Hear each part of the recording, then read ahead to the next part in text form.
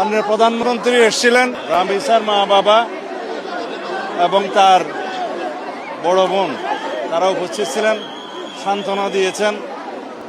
আমরা আশ্বস্ত করেছি পুলিশ ডিপার্টমেন্ট দ্রুততার সাথে আসামিকে গ্রেপ্তার করতে সক্ষম হয়েছে এবং আসামি তার স্বীকারোক্তিমূলক জবানবন্দি 164 ধারায় 164 স্টেটমেন্ট যেটা বলি সেটা করেছে। এখন চার্জশিট দেওয়ার পালা। চার্জশিট দেওয়ার আগে এখন ডিএনএ টেস্টটা করতে হবে।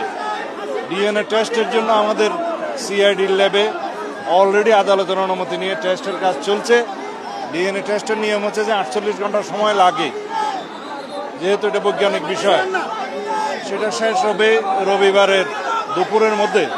আমরা রবিবারের বিকেলের মধ্যে ইনশাআল্লাহ আদালতে চার্জশিট দাখিল করতে পারবো এবং তারপরে অত্যন্ত দ্রুততম সময়ের মধ্যে যাতে বিচার কার্য নিষ্পন্ন হয় সেজন্য আমরা চেষ্টা করব, যাতে সর্বোচ্চ শাস্তি নিশ্চিত করা যায়। সেজন্য প্রসিকিউশনের পক্ষ থেকে আমাদের জোর চেষ্টা থাকবে।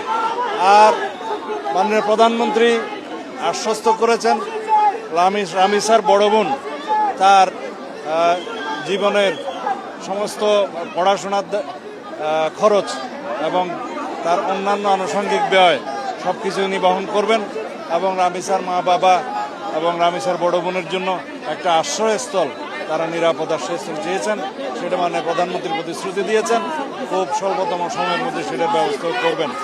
আমরা এইরকম ঘৃণ্যতম অপরাধের শিশু ধর্ষণ এবং হত্যা অথবা শুধুমাত্র শিশু ধর্ষণ যাই হোক, এই সমস্ত অপরাধের ক্ষেত্রে যাতে খুব দ্রুততার সাথে এবং সংক্ষিপ্ত সময়ে চার্জশিট দেওয়া যায় এবং বিচার কার্য সম্পন্ন করা যায়, সেই জন্য যদি আইনে আরও কিছু পরিবর্তন আনতে হয় সে বিষয়ে আইনমন্ত্রী এখানে আছে, তিনি আজকে কথা দিয়েছেন।